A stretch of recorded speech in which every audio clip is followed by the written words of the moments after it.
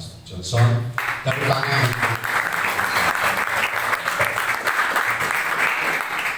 Oke, baik. Selamat sore. Ada yang sudah mengantuk? Belum, berarti nanti pasti.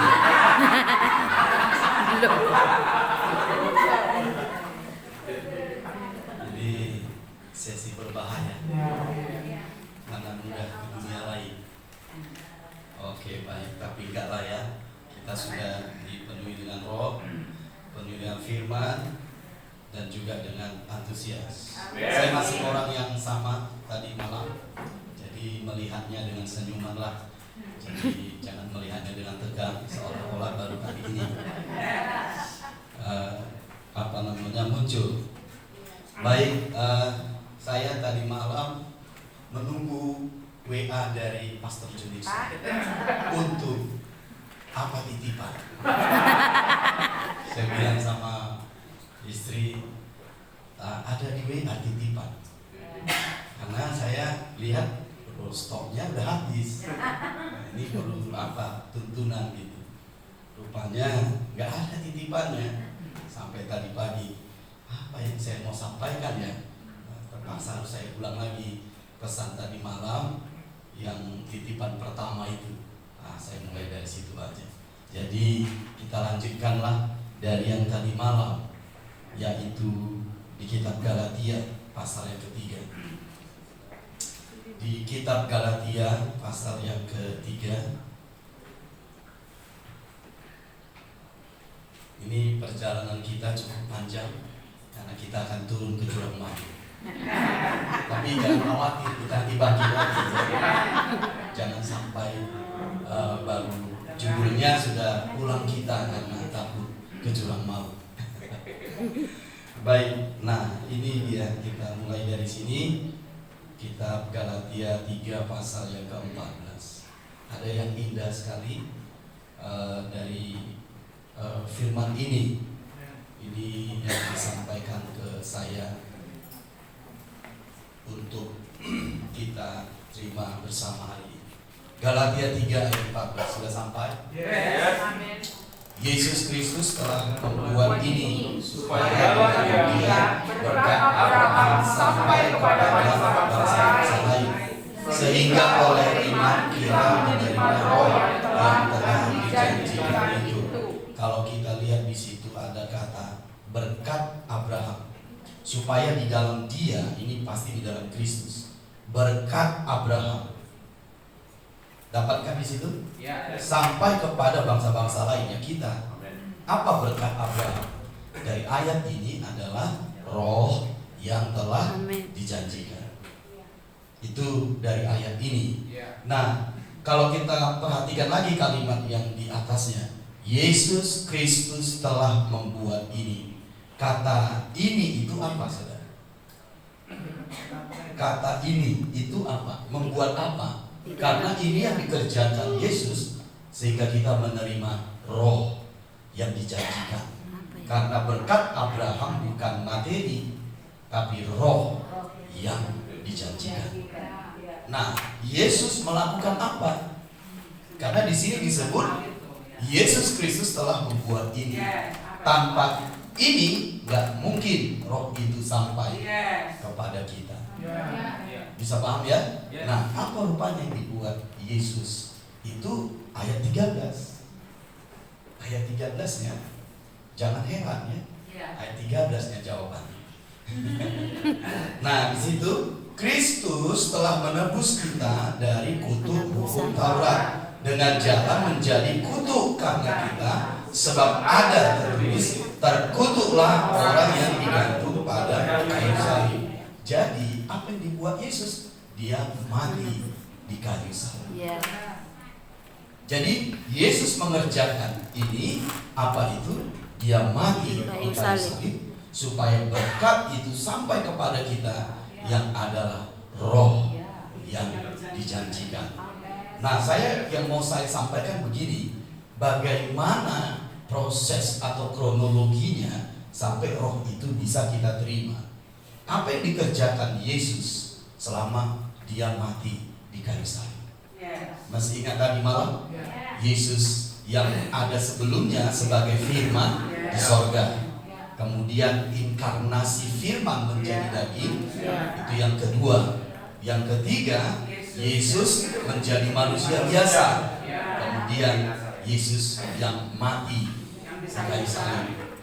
Bisa paham ya? Lalu Yesus yang dibangkitkan. Tapi sebelum dia dibangkitkan, dia kan disebut turun ke jurang maut.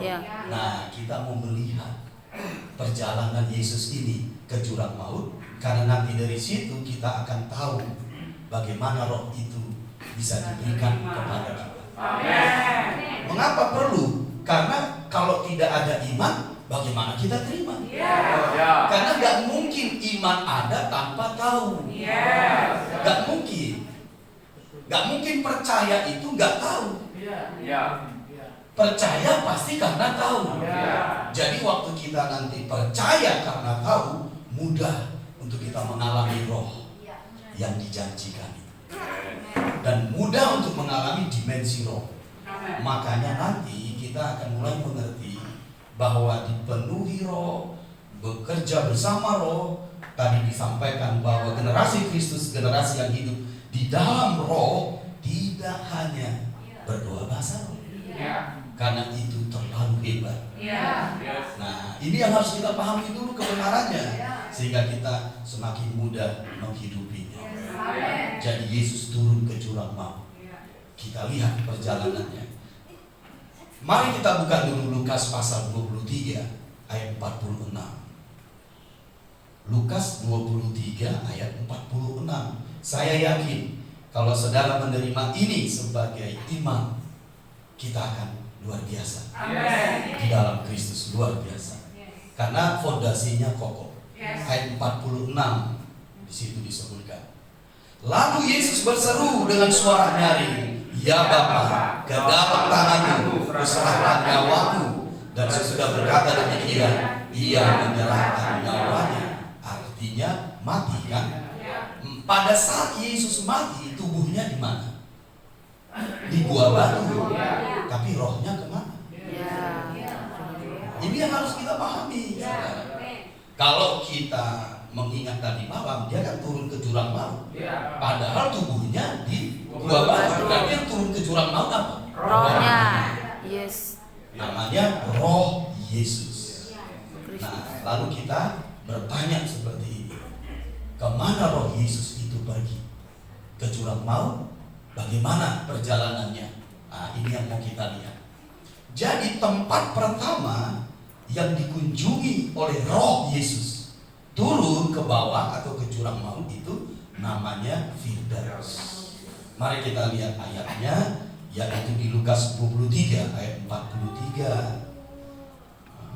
Ya, ayat 43. Kata Yesus kepadanya, "Aku berkata kepadamu, sesungguhnya hari ini juga engkau akan ada bersama-sama dengan aku di dalam Firdaus." Berarti roh Yesus itu turun yang namanya ke Firdaus. Jadi Firdaus itu adalah tempat roh dari orang-orang yang diselamatkan. Namanya Firdaus. Jadi roh Yesus pergi ke situ bersama dengan orang yang diselamatkan di samping Yesus yang disalib itu. Bisa mengerti maksud saya? Jadi roh Yesus turun ke Firdaus. Jadi Firdaus itu tempat roh-roh orang benar yang selama hidupnya dia hidup benar, lalu mati, tapi rohnya ditaruh di Firdaus. Bisa paham? Nah, lalu kemana lagi Yesus pergi? Nah, mari kita baca di Lukas pasal 16. Lukas pasal 16 ayat yang ke-19.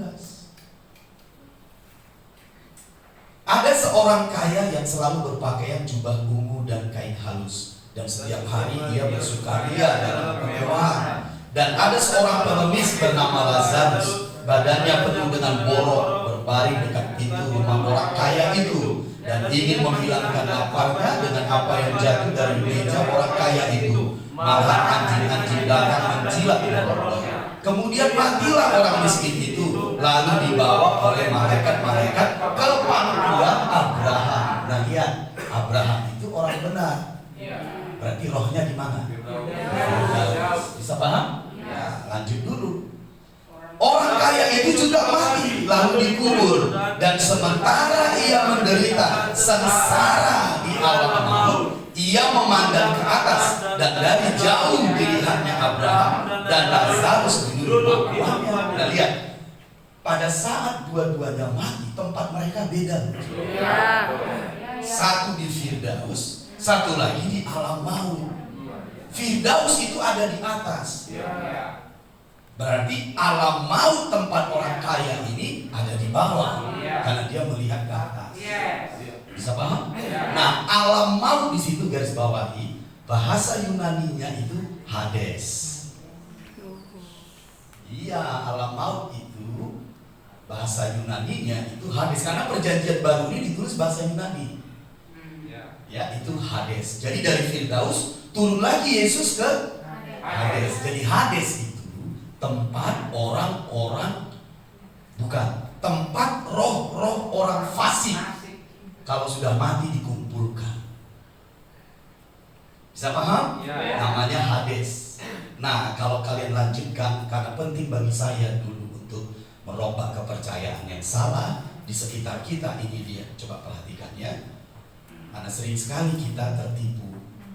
Nah, ayat yang ke-24. Lalu ia berseru katanya, Bapak Abraham, kasihkanlah aku, suruhlah Lazarus supaya mencelupkan ujung jarinya ke dalam air dan menunjukkan lidahku, sebab aku sangat kesakitan dalam nyala api ini. Ingat, itu berarti tempat yang tidak enak atau menderita.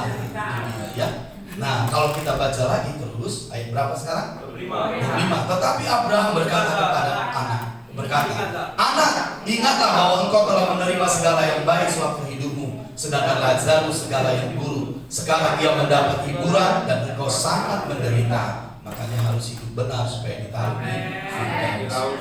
26. Selain daripada itu, di antara kami dan engkau terbentang jurang yang tak terseberangi, supaya mereka yang mau pergi dari sini kepadamu, ataupun mereka yang mau datang dari situ kepada kami, tidak dapat menyeberang. Makanya Firdaus dan Hades itu tidak bisa saling berhubungan. Nah, Hades, roh orang-orang yang fasik atau orang benar di Firdaus tidak bisa berhubungan dengan kita. Makanya jangan tertipu. Roh opungnya, roh namburunya, roh tulangnya datang. Ini aja nggak bisa mereka bertemu dengan orang-orang yang masih hidup.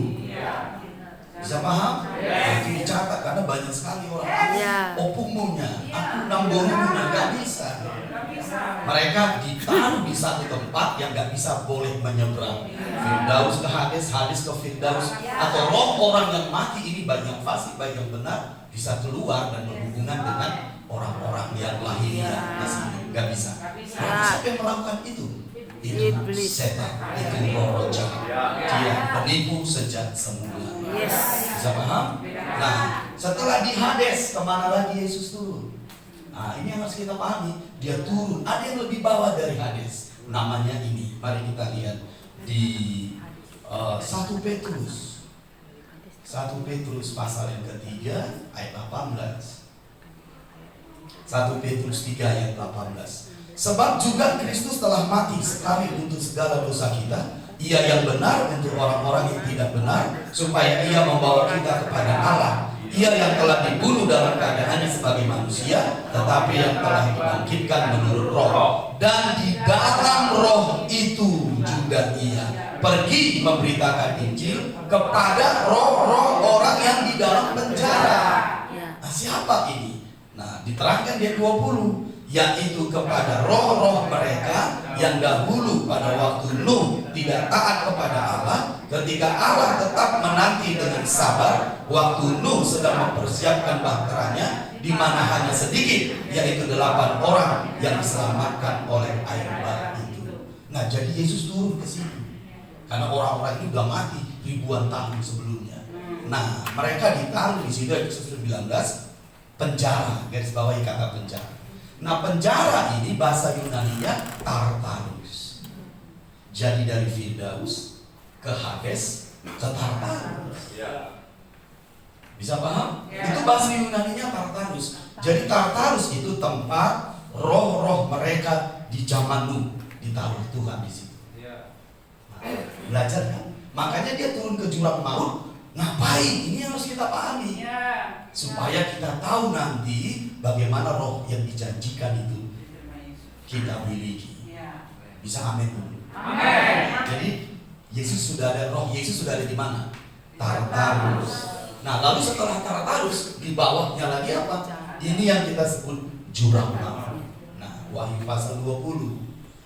Wahyu pasal 20 ayat pertama. Wahyu pasal 20 ayat pertama. Ikutin saya ya. Lalu aku melihat seorang malaikat turun dari sorga memegang anak kunci jurang maut dan suatu rantai besar di tangannya. Ia menangkap naga, si ular tua itu, yaitu iblis dan Satan, dan ia mengikatnya 1000 tahun lamanya, lalu melemparkannya ke dalam jurang maut. Nah, jadi jurang maut di tempat iblis, saudara. Dan menutup jurang maut itu dan memateraikannya di atasnya, supaya ia jangan lagi menyesatkan bangsa-bangsa sebelum berakhir masa 1000 tahun itu. Kemudian daripada itu ia akan dilepaskan untuk sedikit waktu lamanya. Nah, pertanyaan muncul. Ini kan training apostolik. Jadi harus kita mengerti mengapa kalau ditanya. Mengapa Yesus ke jurang maut? Harus turun ke jurang maut. Nah, ada tiga di situ alasannya. Yang pertama, untuk menggenapi nubuatan yang disampaikan Allah di Kejadian 3:15. Di Kejadian 3 ayat 15. Untuk menggenapi ini, saudara. Kejadian 3 ayat 15. Aku akan mengadakan permusuhan antara engkau dan perempuan ini, antara keturunanmu dan keturunannya. Keturunannya akan meremukkan kepalamu, dan engkau akan meremukkan tumitnya. Karena setan tempatnya di jurang maut, di mana Yesus adalah penggenapan dari keturunan ini, maka dia harus turun ke bawah untuk menginjak kepala ular. Jadi Yesus bukan gagah-gagahan atau kurang kerjaan turun ke bawah untuk menggenapi ini. Jadi kenapa dia ke jurang maut? Iblis ada di situ. Ingat Wahyu 20 tadi, untuk menginjak kepala ular. Bisa paham? Yang kedua, untuk mengambil kunci kerajaan maut. Itu ada di Wahyu pasal yang pertama. Jadi ini sebenarnya paket komplit 1 minggu, dipadatkan jadi 1 sesi. Karena kan biasa itu ya di sekolah ya, akselerasi.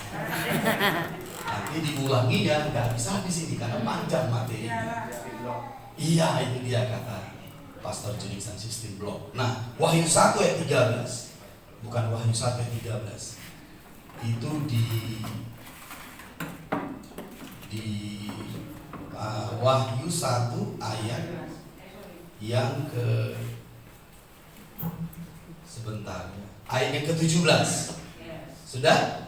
Nah, ketika aku melihat dia, tersungkurlah aku di depan kakinya, sama seperti orang yang mati. Tetapi ia meletakkan tangan kanannya di atasku, lalu berkata, jangan takut, aku adalah yang awal dan yang akhir, dan yang hidup. Aku telah mati, namun lihatlah, aku hidup sampai selama-lamanya, dan aku memegang segala kunci maut dan kerajaan. Karena sebelumnya itu di tangan iblis. Makanya kita yang percaya bukan lagi iblis atau siapapun yang menentukan kematianmu, tapi Yesus. Bisa paham maksudnya? Amin. Karena dia yang memegang. Jadi apa yang dimiliki iblis dirampas Tuhan di jurang maut. Itu yang kedua. Sekarang yang ketiga, mengapa Yesus harus turun ke jurang maut? Untuk mengambil kuasa yang dicuri oleh ular dari Adam. Nah, untuk nomor 3 ini saya nggak punya waktu menjelaskannya.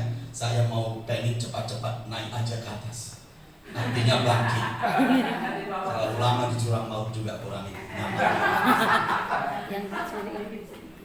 Bisa paham ya? Jadi nanti boleh dicatat di cari nomor 3. Yesus mengambil kembali kuasa yang dicuri setan di Taman Eden dari Adam. Karena seluruh bumi dikasih kekuasaannya kepada Adam. Tapi Adam jatuh karena tipu daya ular. Makanya iblis berkata kepada Yesus di Matius pasal 4, semua kerajaan dunia ini ada pada tangan. Kata iblis, karena itu memang sudah dicurinya dari Adam. Sembah aku, katanya. Tapi Yesus berkata, tidak, aku akan tetap berbakti kepada Allah. Aku akan mengambil itu, tapi dengan tidak menyembahmu. Aku mengambil itu dengan naik ke kayu salib. Aku mentaati Bapakmu, bukan menyembahmu. Makanya saya bilang kalau ini kita bahas bisa panjang. Tapi kan trainingnya masih ada tahun depan. Kata Pastor Judison sekali sebulan kita buat. Enggak, yang itu saya bohong. Nah, tapi kita harus tahu bahwa kuasa yang dimiliki Adam, yang diserahkan Tuhan Allah kepada Adam, itu diambil iblis karena dia terpedaya. Makanya dia diusir dari Taman Eden. Sejak itulah iblis terus menerus, dia dikatakan di Yohanes pasal 10, mencuri, membunuh, dan membinasakan. Tapi aku datang supaya mereka memiliki hidup dan hidup. Karena Yesus mengambilnya kembali. Makanya kita nggak boleh menyerahkan kematian kita pada sakit, pada keadaan, pada apa kata orang. Yesus yang harus menentukan. Haleluya. Makanya kalau tujuan belum selesai, cabut infusnya. Kalau tujuanmu belum selesai, bangkit dari tempat tidur, keluar dari rumah sakit, katakan tujuanku belum selesai. Mau sudah dikalah. Saya percaya imanmu spontan akan sembuh. Ada kesaksian di tempat kita di sini juga, ada saksi-saksi dari ada beberapa yang saya bawa dari jemaat. Hanya mendengar firman mereka sembuh. Mendengar firman. Jadi waktu bersorak, tiap minggu datang, kok makin fisik, kok makin sembuh. Karena tidak lagi sakit penyakit yang menentukan kematianmu. Karena Yesus sudah memberikan. Lalu Yesus, roh Yesus, bukan Yesus ya, roh Yesus. Karena tubuhnya masih ada di gua bangka. Nah, roh Yesus setelah mengambil kunci itu, dikatakan di kitab Wahyu, dia bangkit. Oleh siapa roh Yesus bangkit? Oleh kemuliaan Bapa. Mari kita lihat Roma pasal 6. Kita bisa lihat kronologinya. Karena seringkali kita pakai bahasa kronologi. Mudah diingat, saudara. Nah, mari di situ lihat di Roma pasal 6. Dia bangkit oleh kemuliaan Bapa. Lihat ya. Ayat yang ke-4, Roma 6 ayat 4. Dengan demikian kita telah dikuburkan bersama-sama dengan dia oleh baptisan dalam kematian, supaya sama seperti Kristus telah dibangkitkan dari antara orang mati oleh Kemuliaan Bapa. Oleh Kemuliaan Bapa. Tanpa harus kita bahas, karena kalau kita bahas ini bisa berselisih lagi. Apa itu kemuliaan Bapa? Itulah Roh Kudus. Haleluya. Bawahi ya. Ada ayatnya, ada, cuma waktu kita terbatas. Jadi Roh Kudus, kemuliaan Bapa, membawa Roh Yesus naik ke atas. Dia bangkit lagi. Kan ingat semalam perjalanannya dari sorga ke bumi, ke jurang maut, kan naik lagi. Nah, ternyata Roh Yesus bangkit oleh kemuliaan Bapa, oleh kuasa Roh, dia naik ke atas. Nah, ini yang saya mau jelaskan. Tulis, Roh Yesus yang dibangkitkan itu disebut Roh yang menghidupkan. Roh Yesus yang dibangkitkan dari jurang maut diberi nama Roh yang menghidupkan. Ada ayatnya? Oh, ada. 1 Korintus 15. Ada ayatnya, 1 Korintus 15:45.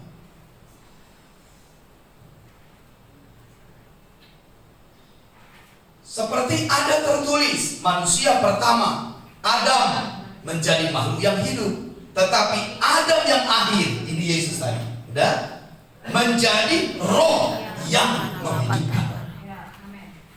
Itu beda Adam yang pertama dengan Yesus. Adam itu makhluk yang hidup, Yesus roh yang menghidupkan. Amin.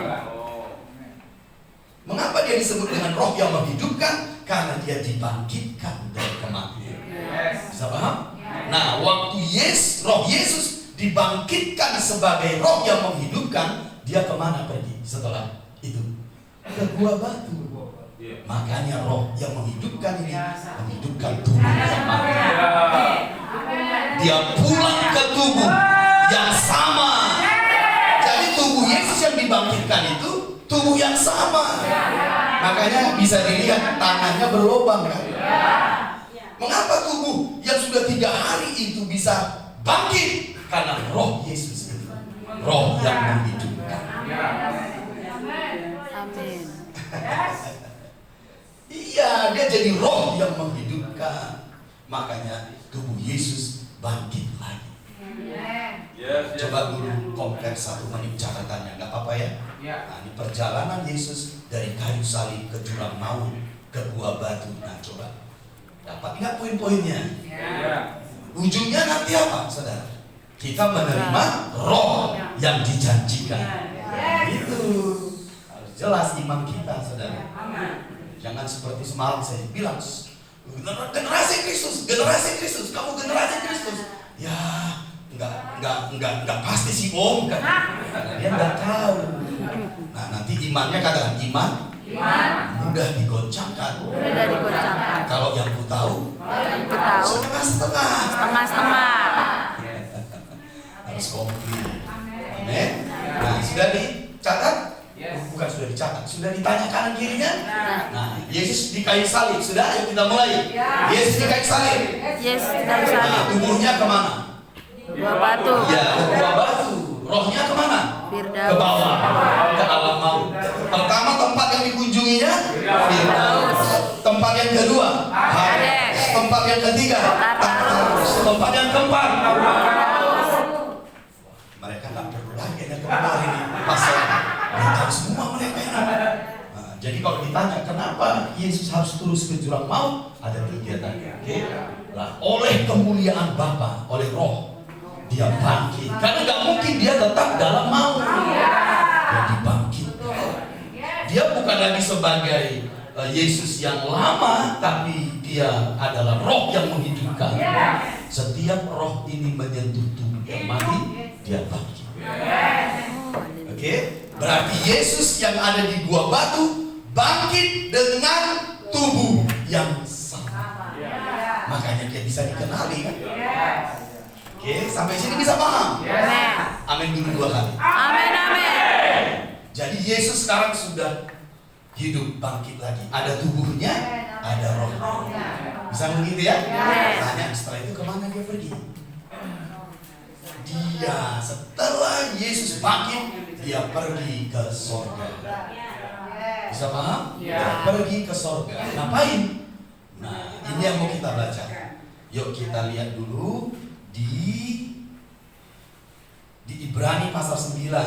Ibrani pasal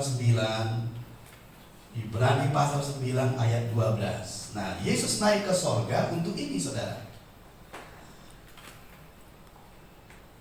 Ibrani 9 ayat 12. Dan ia telah masuk 1 kali untuk selama-lamanya ke dalam tempat yang kudus, bukan dengan membawa darah domba jantan dan darah anak lembu, tetapi dengan membawa darahnya sendiri. Dan dengan itu ia telah mendapat kelepasan yang kekal.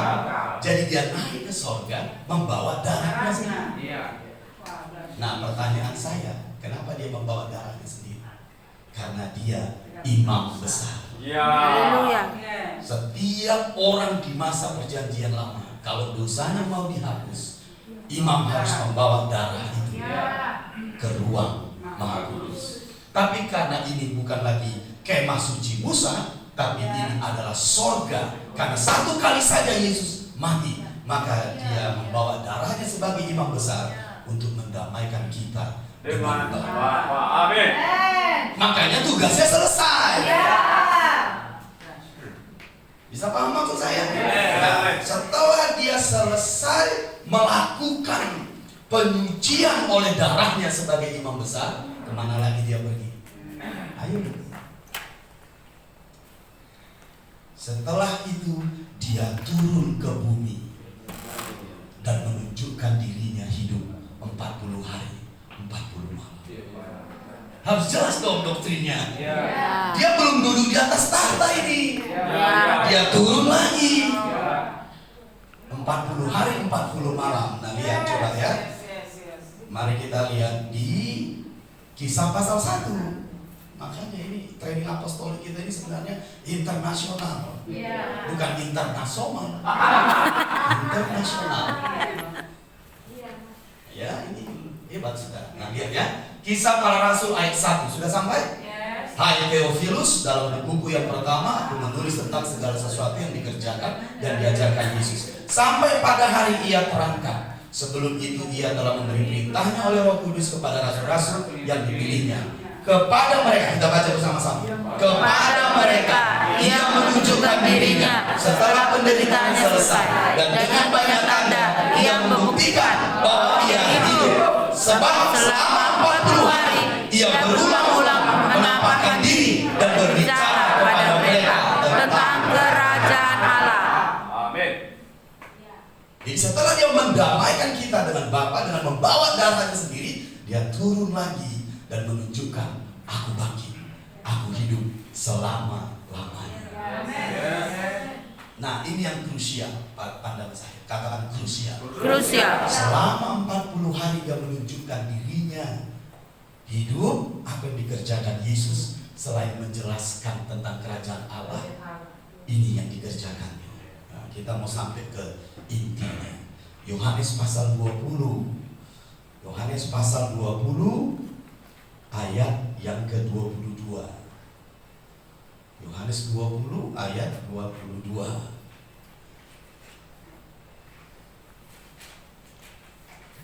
Ayat yang ke-20 kita baca. Sudah? Sudah sampai? Bisa amin dulu? Ayat 20. Dan sesudah berkata demikian, ia menunjukkan tangannya dan lambungnya kepada mereka. Murid-murid itu bersukacita ketika mereka melihat Tuhan. Betul kan? Tangan yang sama, lambung yang sama, karena itu tubuh yang sama. Oke, lanjut. Ini setelah dia menunjukkan dirinya. Ayat 21. Maka kata Yesus sekali lagi, damai sejahtera bagi kamu, sama seperti Bapa mengutus aku, demikian juga sekarang aku mengutus kamu. Dan sesudah berkata demikian, ia mengembusi mereka dan berkata, terimalah Roh Kudus. Udah boleh nampak nggak kronologinya? Jadi Roh Kudus itu sampai kepada kita berbicara tentang karya Yesus setelah dia melakukan yang tadi. Bisa paham? Kalau nggak bisa kita menerima Roh. Bisa paham saudara? Iman kita harus begini. Dan saya mau kita lihat di situ ayat 22. Perhatikan saya. Ini kan semua jemaat apostolik kan? Generasi Kristus lagi. Ayat 22. Siapa yang bisa menjawab ini? Saya kasih hadiah. Berapa kali hadiah Bapak?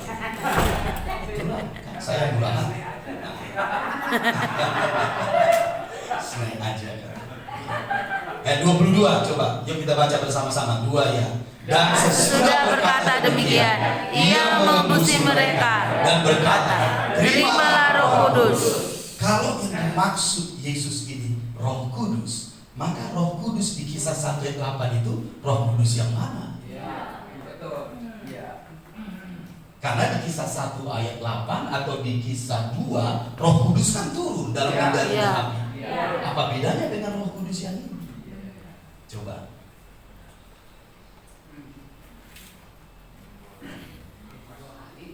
Iya, saya cari dulu hadiahnya.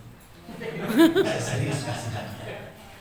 Kalau kita nggak percaya, coba kita Kisah pasal yang kedua dulu. Percaya apa percaya? Nanti nggak naik kelas. Nah, di ayat Kisah 2 kan di situ disebut ayat 1, ketika tiba hari Pentakosta semua orang percaya berkumpul di satu tempat. Tiba-tiba turunlah dari langit suatu bunyi seperti tiup angin keras yang memenuhi seluruh rumah di mana mereka duduk, dan seterusnya. Ayat 4, maka penuhlah mereka dengan Roh Kudus. Termasuk murid-murid tadi kan, yang di loteng-loteng. Nah, itu Roh Kudus apa berarti Yohanes 20? Coba Yohanes 20 ayat 21 tadi, 22 tadi, Yohanes 20, 22. Terimalah Roh Kudus. Ini apa saudara? Nah, kalau bahasanya itu begini, perhatikan saya. Dan sesudah berkata demikian, ia mengembusi mereka dan berkata, terima dulu ini, supaya engkau menerima Roh Kudus. Nah, itu dia bahasanya. Terima dulu ini, supaya engkau menerima Roh Kudus. Itu bahasanya ini. Apa terimalah dulu ini? Itulah Roh Kristus.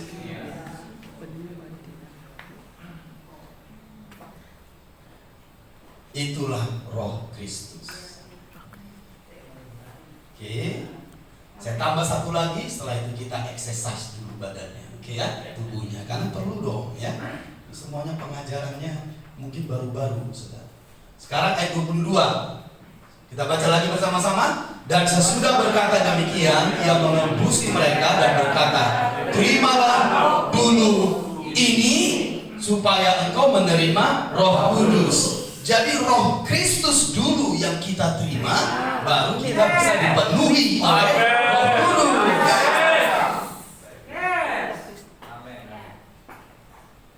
Jadi Roh Kristus, nah boleh ditulis di situ.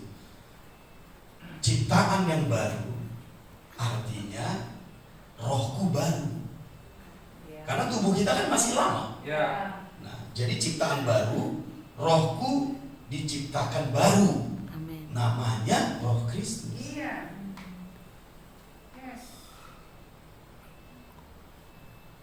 Namanya Roh Kristus. Oke. Coba kita lihat Kejadian 2 ayat 7 coba. Kejadian 2 ayat 7. Bisa saya lanjutkan dulu? Oke. Kejadian 2 7 coba lihat. Kejadian 2:7. Sudah sampai? Bisa mengikuti saya? Yes. Direspon dulu dengan baik. Amin.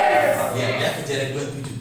Ketika itulah Tuhan Allah membentuk manusia itu dari debu tanah dan menghembuskan nafas hidup ke dalam hidupnya. Demikianlah manusia itu menjadi Makhluk yang hidup. Ingat, Adam adalah makhluk yang Makhluk hidup. hidup. Ingat tadi? Ya. Sedangkan Yesus roh yang hidup. Amin. Amin. Ya. Jadi di Kejadian 2 ayat ke-7, Tuhan Allah menghembusi mereka menjadi makhluk yang hidup.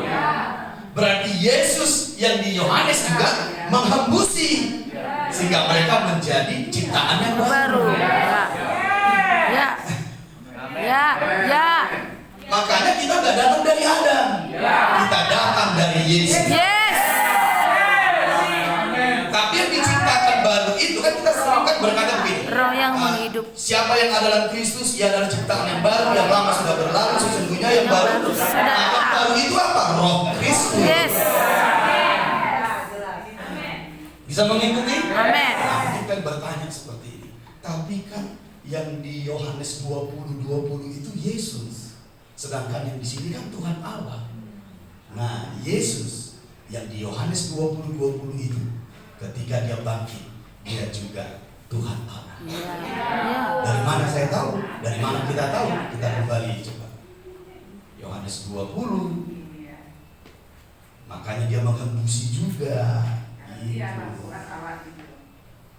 Karena Yesus adalah Tuhan dan Allah. Ada ayatnya loh saudara. Ayat yang ke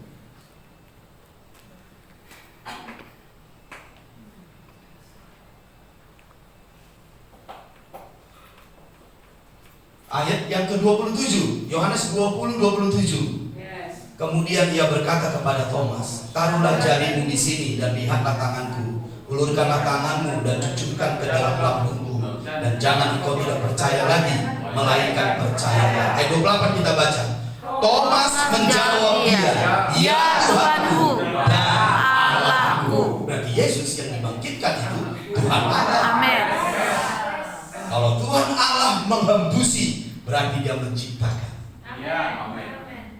Tuhan Allah di Kejadian 2 ayat 7 menghembusi manusia itu menjadi makhluk yang hidup.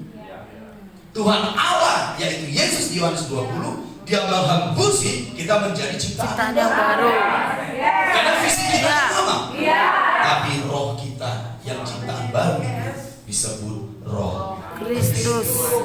Amin. Amin. Nah, Amin. kita harus memiliki roh Kristus dulu supaya bisa menerima roh yang dijanjikan. Yes. Amin. Amin. Kasih aku ayatnya, saya kasih. Roma pasal yang ke-8. Roma pasal yang ke-8. Nah, di situ dia. Roma pasal yang ke-8 ayat 9. Bisa mengikuti ya? Iya. Tetapi kamu tidak hidup dalam daging, melainkan dalam roh, jika memang roh Allah diam di dalam kamu. Ayat selanjutnya. Tetapi jika orang tidak memiliki roh Kristus, ia bukan milik Kristus. Nah, sekarang coba garis bawahi di ayat 9-nya. Tetapi kamu tidak hidup, garis bawahi hidup. Sudah? Dalam daging, melainkan dalam roh, garis bawahi dalam roh. Jika garis bawahi, memang roh Allah diam, garis bawahi roh Allah diam di dalam kamu, garis bawahi di dalam kamu. Saya ulangi. Tetapi kamu tidak hidup, garis bawahi hidup dalam daging, melainkan dalam roh, garis bawahi dalam roh. Jika, garis bawahi jika, memang roh Allah diam, garis bawahi roh Allah diam di dalam kamu, garis bawahi di dalam kamu. Coba baca di garis bawahi 2 ya. Hidup dalam roh, jika memang Allah diam di dalam kamu. Gak ada orang yang bisa hidup dalam roh kalau roh Allah gak diam. Ya. Amin. Bisa mengerti ya? Nah, sekarang kita lanjut lagi. Tetapi jika orang tidak memiliki roh Kristus, ia bukan milik Kristus. Garis bawahi jika orang, garis bawahi jika orang sudah memiliki roh Kristus, garis bawahi memiliki roh Kristus. Jika orang, garis bawahi memiliki roh Kristus, garis bawahi. Sudah? Kita baca dari awal. Dua ya. Hidup dalam roh, jika roh Allah diam di dalam kamu, jika memiliki roh Kristus. Amin. Jadi yang pertama kita harus memiliki roh Kristus supaya roh Allah diam. Makanya kita bisa hidup di dalam roh. Amin. Yes. Haleluya. Oke, baik. Cepat kali saya. Iya, cepat kali. Ya, tak apa-apa. Nanti kan bisa dikawinkan catatan. Yang penting jangan pindah catatan. Pulang-pulang udah kok nama lain ya di tasku ini. Oke, coba bangkit berdiri dulu. Bangkit berdiri. Oke, coba semua menghadap ke sebelah sana. Menghadap ke sebelah sana. Oke. Yang perempuan dengan perempuan boleh, yang laki-laki dengan laki-laki boleh, tapi nggak boleh yang laki-laki dengan perempuan. Yang suami istri boleh. Nah, pegang pundaknya. Ya, pegang pundaknya. Lalu urut. Ya. Bilang begini, dalam nama Yesus, segala yang tersumbat-sumbat lancar. Haleluya. Dalam nama Yesus, berdarah-darah yang tidak lancar. Dalam nama Yesus, lancar. Balik lagi ke sini. Ayo urut dulu. Bilang lagi, dalam nama Yesus yang tidak lancar. Lancar. Dalam nama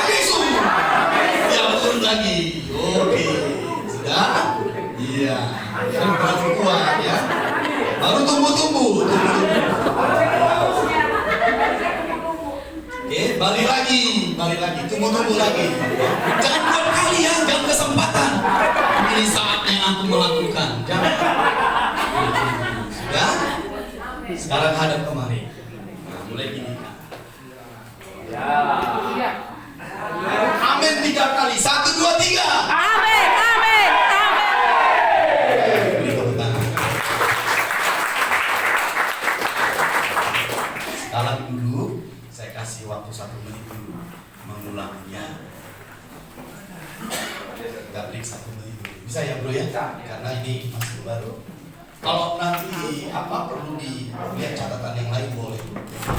1-2 menit kita boleh memperhatikan lagi. Karena saya akan lanjutkan sedikit lagi tentang kebenaran ini.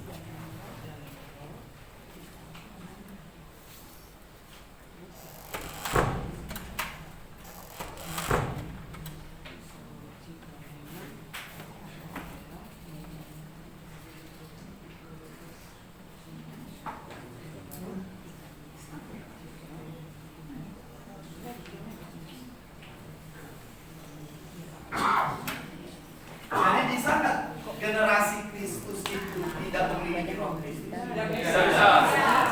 Jadi generasi Kristus memiliki roh Kristus. Baru kemudian memiliki roh Allah juga. Yes. Makanya bisa hidup dalam Roh. Nggak bisa kita hanya roh diam nggak bisa, harus memiliki roh Kristus. Bagaimana kita memiliki ini? Yaitu semalam saya sebut, kita harus beriman. Beriman, kita dibaptis dalam Kristus. Beriman kepada perjalanan Yesus ini, kau memiliki roh Kristus. Kau tinggal percaya, roh Allah diam. Amin. Sehingga kita bisa mengaktifkan dimensi roh. Bagaimana mengaktifkan dimensi roh? Roh Allah nggak diam. Maka dunamos. Dan kamu akan menerima kuasa. Kuasa itu kan dunamos.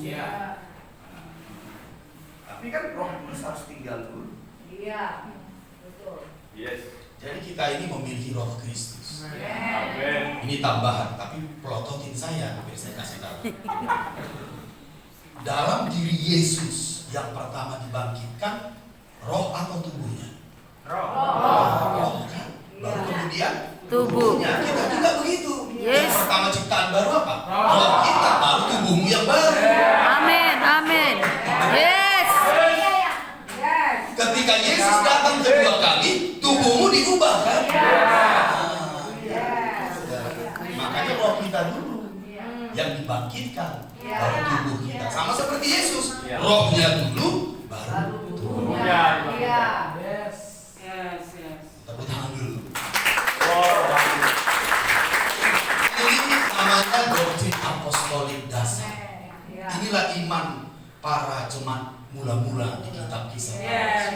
Jadi mereka tahu semua peristiwa ini.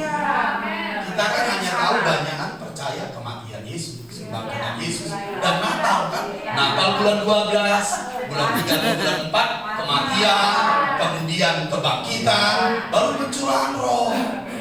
Padahal karya Kristus yang sempurna dari sorga ke jurang maut kembali ke sorga. Yes. Hanya supaya kita memiliki roh Kristus Amin. dan memiliki roh kudus Yes. di dalam kita.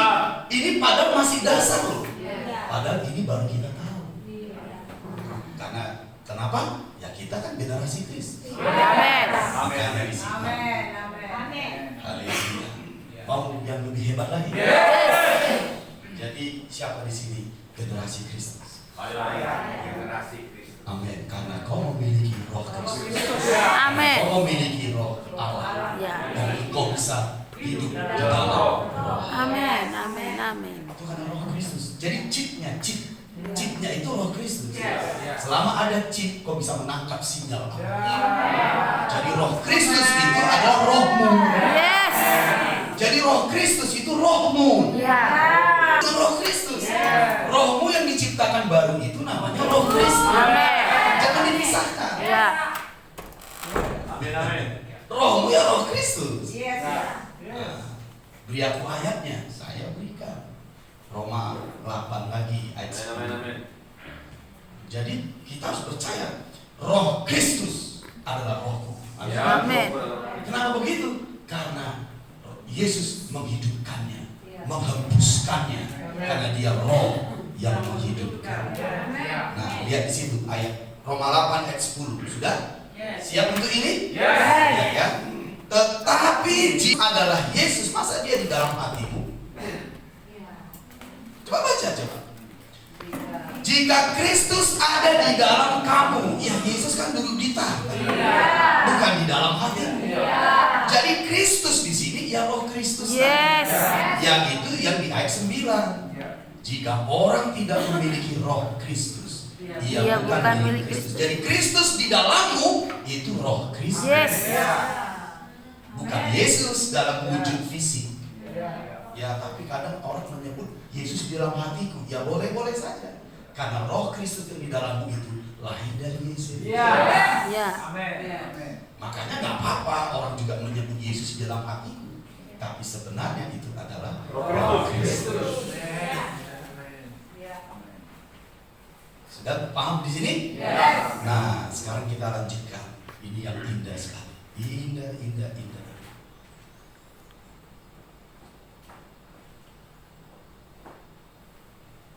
Nah, ayat sebentar. Roh Kristus. Nah, ini yang indah. Saya mau selesai sampai di sini. Ayat 10. Sudah? Tetapi jika Kristus ada di dalam kamu, apa ini Kristus? Roh Kristus. Maka tubuh memang mati karena dosa. Tetapi roh, nah garis bawahi roh. Itu kan R huruf kecil. Ya. Ini bukan Roh Kudus. Ya. Ini Roh Kristus. Rohmu. Nah, roh adalah kehidupan. Gak apa-apa tubuhmu memang mati, tapi rohmu itu kehidupan. Amin. Karena kau sudah ciptaan baru. Bisa paham? Nah, ini yang indah, lihat ya. Tetapi roh adalah kehidupan. Roh itu apa tadi? Roh Kristus. Rohmu adalah kehidupan oleh karena kebenaran. Amin. Jadi kalau roh Kristus, rohmu adalah kehidupan, berarti dia bisa bertumbuh. Amin. Betul. Yes. Nah, nggak mungkin dong yang hidup nggak bertumbuh Betul. dan berbuah. Betul. Nah, kalau kita lihat di situ dia bertumbuh oleh karena Kebenaran. Jadi kebenaran itu seperti makanan dari roh Kristus. Jadi kalau roh Kristus menerima kebenaran bertumbuh. Menjadi apa? Menjadi segambar dan serupa dengan Yesus Kristus. Itulah di ayat 28-nya. Ayat 28-nya itu di pasal yang sama Roma 8. Ayat yang ke-29, sorry. Sebab semua orang yang dipilihnya dari semula, mereka juga ditentukannya dari semula untuk menjadi serupa dengan gambaran anaknya, supaya anaknya itu menjadi yang sulung di antara banyak saudara. Kenapa kita bisa segambar dan serupa dengan Yesus? Karena kau memiliki roh Kristus. Amin. Yes. Tapi roh Kristus itu harus bertumbuh oleh kebenaran, bukan oleh apapun. Jadi kebenaranlah makanannya. Oke, ayat terakhir Matius 4 ayat 4. Apa kebenaran itu? Matius 4 ayat 4. Tetapi Yesus menjawab, ada tertulis, manusia hidup bukan dari roti saja. Nah, manusia itu yang hidup dari roti saja, daging kita. Tapi kan ada roh kita tadi. Nah, lanjut. Tetapi dari setiap firman yang keluar dari mulut Allah, itulah kebenaran. Amin. Nah, jadi roh Kristus kita ini akan bertumbuh dan berkembang dan berbuah kalau tiap-tiap hari engkau menerima firman yang keluar dari mulut Allah. Amin.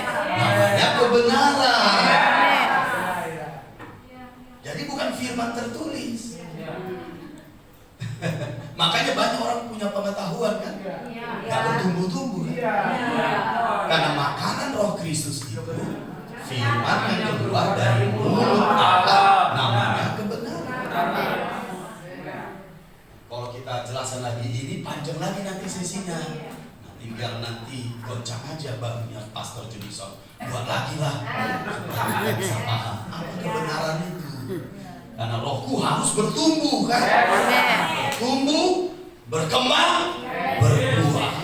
Katakan, makanan roh Kristus Makanan Roh Kristus adalah kebenaran. adalah kebenaran, Dan kebenaran adalah dan kebenaran adalah firman yang keluar dari mulut mulut Allah.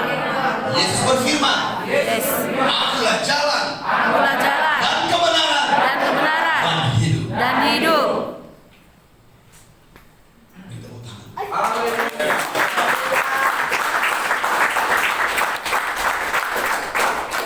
Jadi kita bertumbuh, berkembang, dan berbuah roh kita oleh karena kebenaran. Satu ayat setelah itu kita selesai. Yohanes pasal 8. Lihat ya, Yohanes pasal 8 ayat 31. Maka katanya kepada orang-orang Yahudi yang percaya kepadanya, jikalau kamu tetap dalam firman-Ku, kamu benar-benar adalah murid-Ku, dan kamu akan mengetahui kebenaran, dan kebenaran itu akan memerdekakan kamu. Ayat 31, garis bawah di situ, tetap dalam firman. Sudah? Ayat 32, kamu akan mengetahui kebenaran. Jadi untuk kita menerima kebenaran, yang pertama yang harus kita lakukan, tetap dalam firman. Selanjutnya akan kita sambung yang berikutnya. Ini bonus supaya kita tahu bagaimana bisa menerima kebenaran. Tetap dalam firman, percaya tetap dalam firman, maka kita mendapat pewahyuan. Pewahyuan makanan roh Kristus supaya dia bertumbuh berkembang. Tapi ingat tadi malam, roh Kristus atau kita yang percaya ini tidak boleh individu. Dia harus masuk di dalam hubungan ikat janji. Jadi kalau ini pun kita praktekkan tapi tidak dalam hubungan ikat janji, itu bukan Kristus. Jadi saya berharap jangan lupa yang semalam. Jadi kita harus hidup dalam hubungan ikat janji di dalam rumah rohani supaya kita bisa menerima makanan di rumah rohani ke dalam rohmu. Sehingga engkau bertumbuh, berkembang, dan berbuah seperti ranting pada pokok anggur, berbuah banyak. Amin dengan panjang. Jadi gak bisa dong makanan rohani yang kita terima, yang kita sebut tadi kebenaran, harus di rumah rohani. Makanya kita harus membangun hubungan. Jadi gak boleh dipisah-pisah. Aku udah ciptaan yang baru, aku cukup percaya sama Yesus, roh aku memiliki roh Kristus. Gak boleh hanya itu. Kau harus terikat, karena ranting tidak berbuah dari dirinya sendiri kalau dia tidak menempel pada pokok yang itu hubungan dan beri tepuk tangan buat Tuhan. Oke, di lain waktu mungkin kita akan lebih kuat lagi, lebih dahsyat, lebih luar biasa, lebih mengalir. Ini hanya pertemuan pertama, saya berharap pertemuan berikutnya kita bisa berjumpa lagi di dalam level yang baru.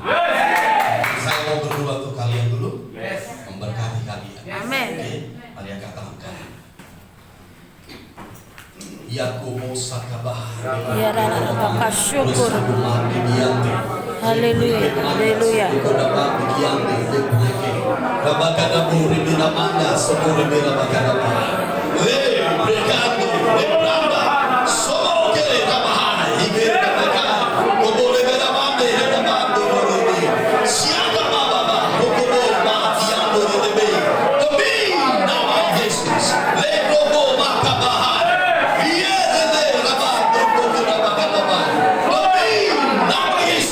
Aku berdoa mulai hari ini engkau bagi sebagai generasi Kristus yang hidup di dalam roh, yang menerima kebenaran dan bertumbuh dan berkembang dan berbuah banyak dalam rumah rohani, dalam hubungan ikat janji.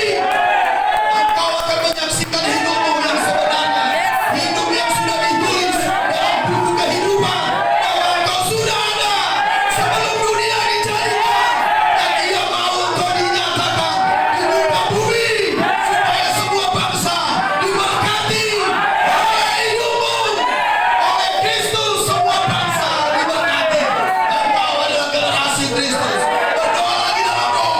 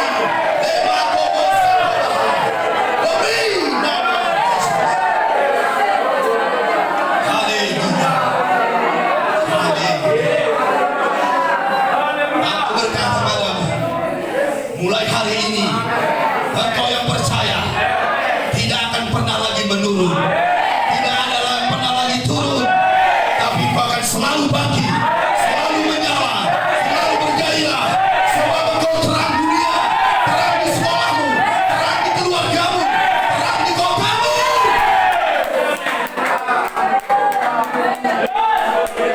Roh itu akan seperti obor di tahta Tuhan. Roh itu akan seperti nyala api di tahta Tuhan, tidak pernah padam. Demi nama Yesus, maka kau tahu apa yang dikerjakan Yesus, dan kau tahu apa yang dilakukan Yesus atasmu. Engkau menjadi generasi yang baru, generasi Kristus, di musim yang baru, untuk Indonesia yang baru. Haleluya! Terimalah doa ini, terimalah berkat ini. Demi nama Tuhan Yesus, aku memberkatimu, hai umatnya. Ya, aku memberkatimu, dan aku percaya hidupmu tidak akan pernah menyala-nyala, sebab banyak orang menunggumu, banyak orang menantimu. Sebab bagaimana mereka melihat arah tanpa terang, bagaimana mereka melihat jalan tanpa terang, itu sebabnya engkau dinanti orang yang ada dalam kegelapan, karena engkau terang. Mereka akan tahu arah hidup, mereka akan tahu tujuan hidup, karena engkau terang. Jangan abaikan panggilanmu. Mereka bergantung pada terang yang ada padamu. Ambillah ini umat Tuhan. Ini sebuah kehormatan untuk Indonesia yang baru. Namamu sudah dicatat sebelum dunia dijadikan, sudah ditulis. Engkau tidak kebetulan. Engkau tidak kebetulan. Terima kasih Tuhan. Terima kasih. Kami terima semua kebenaran ini. Demi nama Yesus kami berdoa, kami bersyukur.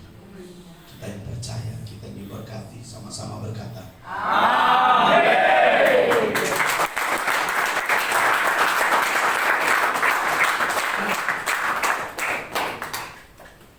Sekali lagi kita kasih tepuk tangan kepada Kristus yang berkorban bagi manusia. Amin. Haleluya. Haleluya. Ada level yang baru. Tuhan membangun level yang baru. Jangan lagi hidup dengan yang lama. Hidup di dalam level yang baru. Karena Kristus telah membayarnya. Yang kedua, kita menjadi ciptaan yang baru. Itu bukan karena apa yang kita ketahui, tapi Kristus telah mengerjakan. Sehingga oleh Roh Kristus kita menerima Dia di dalam hati kita, karena Roh Kudus sudah berdiam di dalam kita. Silakan duduk. Haleluya. Haleluya. Haleluya. Masih ada kasih? Masih. Bukan snake, snake. Hanya ada dua itu beda. Kalau snake yang biru, kalau snake yang biru. Saya kira biar cepat, karena yang sesi terakhir ini pasti lebih dahsyat. Amin. Saya yang terakhir ini lebih dahsyat. Untuk itu kita kasih waktu berapa menit ya? 2